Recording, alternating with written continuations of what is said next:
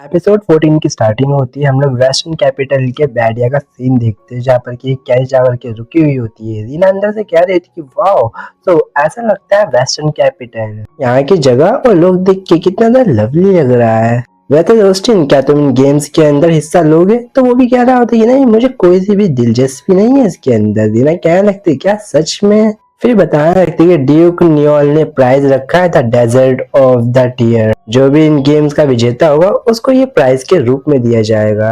मुझे तो यकीन नहीं हो रहा एक इतना ज्यादा कीमती ट्रेजर मिलने वाला है। वाओ, इसको तो मैं हासिल करके रहूंगी।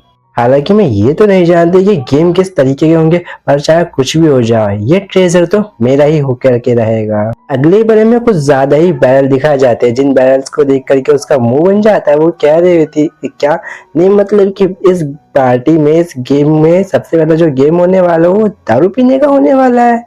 ड्यूक नियोल भी बता रहे होते हैं जो फर्स्ट गेम होगा वो ड्रिंकिंग कॉन्टेस्ट होगा। जैसा कि सभी जानते हैं वेस्टर्न एम्पायर जाना ही शराब के नाम से जाता है। यहाँ की शराब पूरे कॉन्टिनेंट के अंदर फेमस है। ये आप सभी के लिए एक अवसर है, आप जितना आनंद लेना चाहे उतना आनंद आज इस शराब का ले सकते हो। Please enjoy everyone.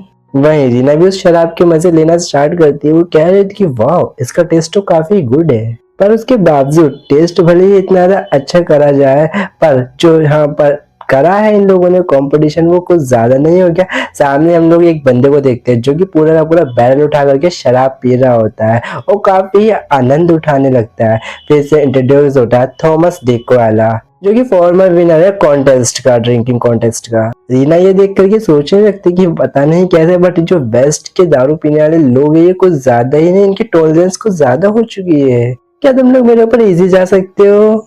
पीछे से रोस्टिन कह रहा था कि हे रीना, चलो इस तरीके को हम लोग साइड में रख देते हैं, मुझे नहीं लगता हम लोग ये जीत पाएंगे, क्यों ना हम लोग किसी और के अंदर ट्राई करें। तो वो भी कह रहे थे क्या बकवास कर रहे हो, मैं बिल्कुल भी नहीं, मैं उस ट्रेजर को अपने हाथ से जाने नहीं दे सकती। क्या तुम्हें नहीं पता टीयर ऑफ द डेजर्ट की कितनी ज्यादा इनक्रेडिबली रेजल वैल्यू है? वैसे जितना मुझे अभी तक याद है जो लास्ट रिकॉर्ड है वो 2 बैरल का था, है ना? मैं नहीं जानती कि अगर ये मेथड काम करेगा या नहीं, बट ट्राई करने में क्या ही जाता है। सुनो सबके सब यहाँ पर, आज मैं ऐलान करती हूँ जो तुम लोगों का पुराना रिकॉर्ड है मैं उसको तोड़ दूंगी। मैं एक ही समय पर 3-3 बैरल पीऊंगी। क्या कहा है इसने भी? 3 बैरल? क्या ये यंग लेडी 3 बैरल पी भी सकती है? कोई इतना ज्यादा ड्रिंक कैसे कर सकता है? तो दूसरी लेडी कह रही होती कि मुझे खुद नहीं पता, ये तो कुछ ज्यादा इम्पॉसिबल सी चीज ने कह दी।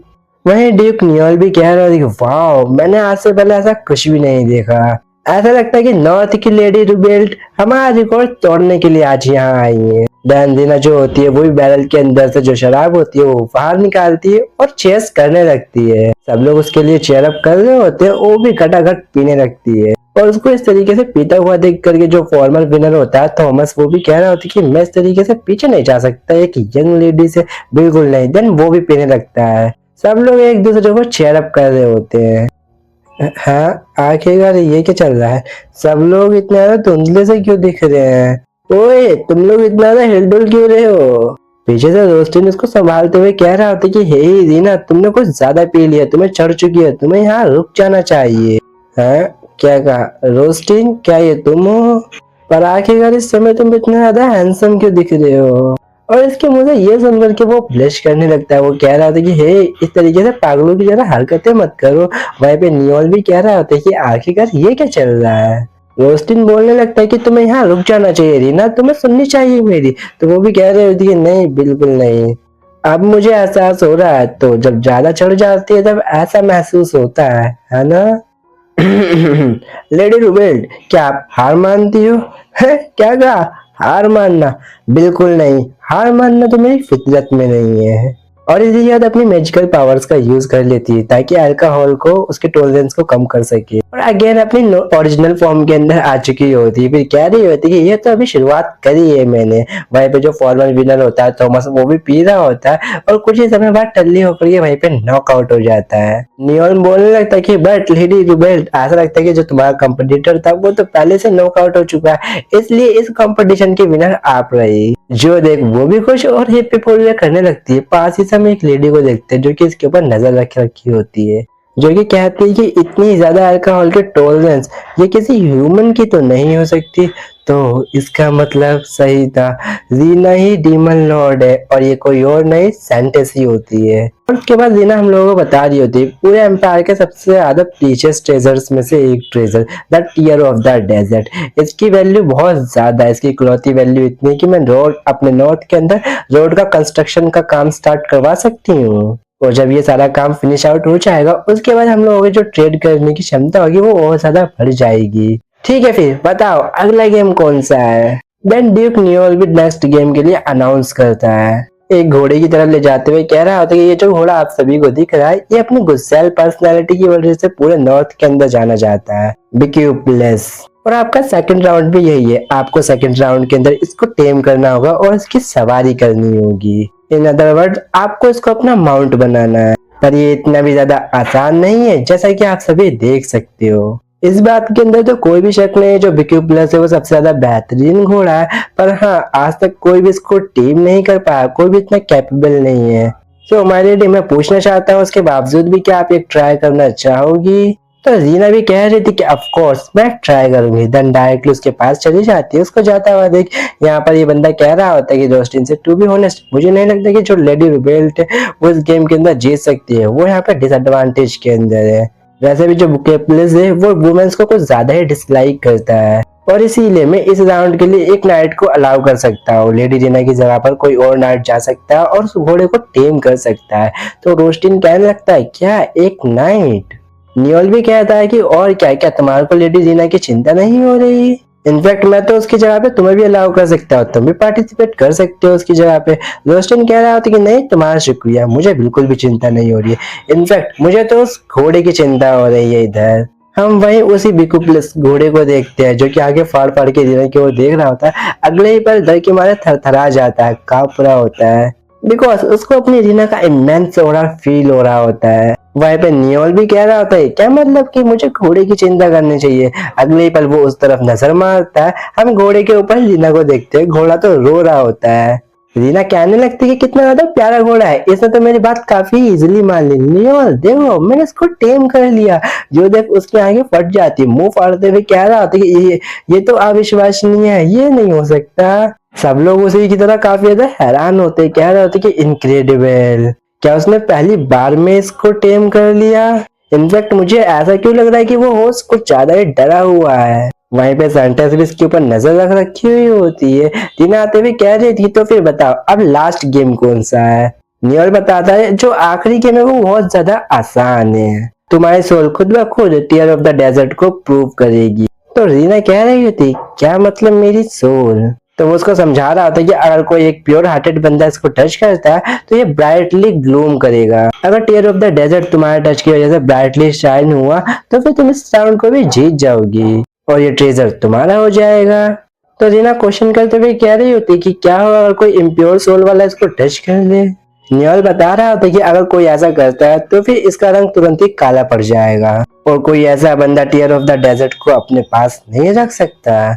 ये सुनकर के तो उसके भी पसीने छूट जाते हैं। न्यूअल कह रहा था कि बट मैं यहाँ पर ऑफ कोर्स 100% श्योर हूँ क्योंकि माई लेडी जो है वो नॉर्थ की एक हीरो है, इसलिए मैं दावा कह सकता हूँ कि इनके साथ ऐसा हो ही नहीं सकता है, ये ब्लिंकली व्हाइट में चमकेगा। रीना भी कह रही होती कि हाँ तुम बिल्कुल सही कह रहे हो और इसी यार वो भी उसकी ओर बढ़ने लगती है, अपना हाथ रखने जा रही होती है, कह रही होती कि प्लीज। दूर से सेंटेंस भी उसको देख रही होती है, डायरेक्टली जो ना उसके ऊपर हाथ रख देती है।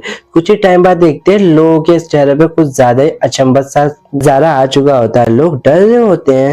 न्यूअल कहता है कि माय लेडी आज से पहले मैंने इस जेल को इतना ज्यादा डार्क कभी नहीं देखा, ये तो इतना ज्यादा काला हो चुका है जैसे कि इसके अंदर से लाइट खत्म ही हो चुकी है। क्या लेडी की सोल इतनी ज्यादा कलंकित हो चुकी है। और ये चीज सेंटेंस ने भी नोटिस कर ली होती है और यहाँ से जाने लगती है, कह रही होती है कि जैसा कि सोचा था रीना सच में एक डीमन लॉर्ड है। पीछे से न्यूअल से कह रहा होता है अपना रोस्टिन न्यूअल क्या रीना की जगह पे ये राउंड को मैं खेल सकता हूँ एज हर नाइट।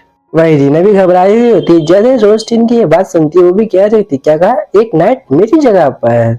वही न्यूअल कहने लगता है कि मुझे माफ करना बट मैं इस चीज की अनुमति नहीं दे सकता क्योंकि ये चीज बहुत ज्यादा हाईली रिकमेंडेड की गई है। अगर कोई बंदा टीयर ऑफ द डेजर्ट को पाना चाहता है तो फिर उसको अपनी सोल को उसको ही प्रूव आउट करना पड़ता है। और फैक्ट को छोड़ करके अगर मैं देखूं जिस ज्वेल का कलर इतना ज्यादा डार्क हो चुका है, इस वजह से मुझे सस्पेक्ट हो रहा है, मुझे शक हो रहा है कि जो लेडी है वो एक डीमन लॉर्ड है। रोस्टिन कहता है कि नहीं ऐसा कुछ नहीं है, क्योंकि मैं रीना के दिल की गवाही दे सकता हूँ। न्योल प्लीज उसको एक और मौका दो। तो फिर न्योल भी हार मारते हुए कह रहा होता है कि अगर ऐसी बात है तो फिर तुम दोनों को एक साथ टीयर ऑफ द डेजर्ट को टच करना पड़ेगा, और इस बार अगर इसका कलर ब्राइटर आया तो फिर मैं तुम्हारी जीत समझूंगा, और अगर ऐसा कुछ नहीं हुआ तो फिर इस राउंड को आप लोग फेल कर जाओगे। रीना भी कह रही थी कि ऑलराइट हम दोनों एक साथ करेंगे। देन दोनों के दोनों साथ में उसको टच करते हैं, सब लोग उन्हीं को देख रहे होते हैं। अगले ही पल दिखाया जाता है जो टीयर ऑफ द डेजर्ट होता है उसका कलर चेंज होकर के ब्राइटली हो जाता है, वो रेड में बदल जाता है। लोग कह रहे होते कि क्या ये तो रेड हो गया, रेड का मतलब ये बहुत ज्यादा अच्छा है। न्योल भी कह रहा होता कि आप दोनों पास होते हो। रीना कहने लगती क्या इसका मतलब हम लोगों ने कर दिखाया। वो भी कह रहा होती कि हाँ ये बहुत ज्यादा रेयर चांस वाला कलर बाहर निकल के आया है, मैंने कभी सोचा नहीं था ऐसा कलर भी बाहर निकल के आ सकता है। टीयर ऑफ द डेजर्ट ने आप दोनों की सोल को आप दोनों की सोल को स्वीकार कर लिया है। अगले ही पल दिखाया जाता है रीना जो होती है अपनी कैजेट से यहाँ से जाने लगती है और बहुत ज्यादा खुश होती है क्योंकि उसको टीयर ऑफ द डेजर्ट मिल चुका होता है। कहने लगती है पता नहीं कि पहले तो इसका कलर कुछ ज्यादा ही ब्लैक आया था, पर इस बार जब हम दोनों ने साथ में किया तो इसका कलर चेंज हो गया। बैकग्राउंड में स्टोरी बता रहा होता है न्योल कि हकीकत तो यहाँ पर ये है इन दोनों के टच की वजह से इस कलर इसलिए चेंज हो गया क्योंकि ये दोनों फ्यूचर में एक दूसरे के लवर्स रहेंगे, जिनका प्रेम इतना ज्यादा होगा जो कि एक दूसरे के लिए किसी भी चीज को त्यागने के लिए काफी रहेगा, एक दूसरे के लिए अपनी जान तक देने के लिए लोग काबिल रहेंगे। अगर एक व्यक्ति किसी से इतना ज्यादा प्यार कर सकता है तो फिर डेफिनेटली वो डीमन लॉर्ड नहीं हो सकता।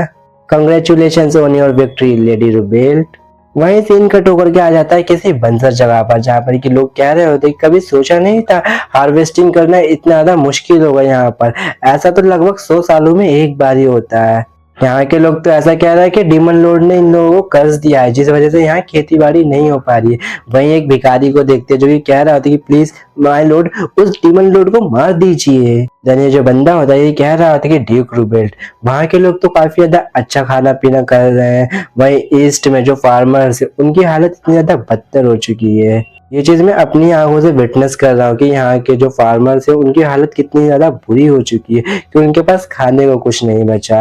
वहीं से एक और नाइट आते हुए कह रहा होती कि योर हाइनेस जो सेंटेंस है वो मैनर से वापस आ चुकी है। वो भी कह रहा होती कि ठीक है। फिर कहने लगता है कि डीमन लॉर्ड क्या मुझे ये मानना चाहिए ये सारा का करा धरा तुम्हारा है। वहीं से इनका टोकर के आ जाता है रोस्टिन के ऊपर जो कि कह रहा होता है तुम कह रहे हो कि साउथ हमारे साथ ट्रेड करना चाहता है।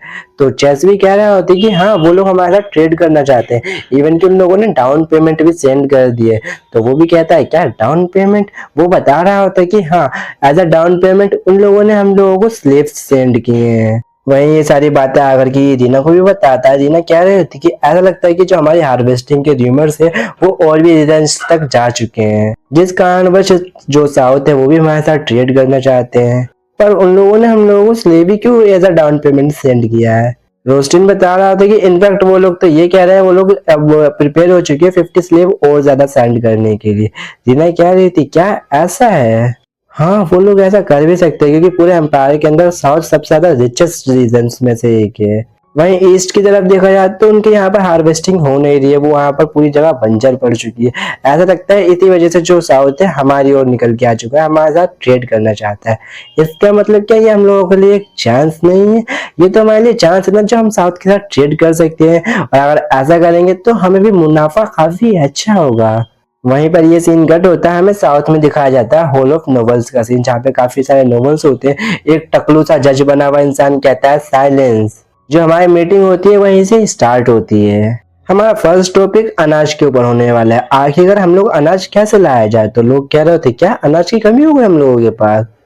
इससे मुझे याद है हमारे तो ट्रेडिंग नॉर्थ के साथ भी स्टार्ट होने वाली थी ना, इसमें प्रोग्रेस कितनी हो चुकी है। तो एक कह रहा होता है कि हम लोगों ने 50 स्लेव सेंड करने की उन लोगों का दावा किया, हम लोग डाउन पेमेंट की तरह उसको स्लेव के बेचेंगे।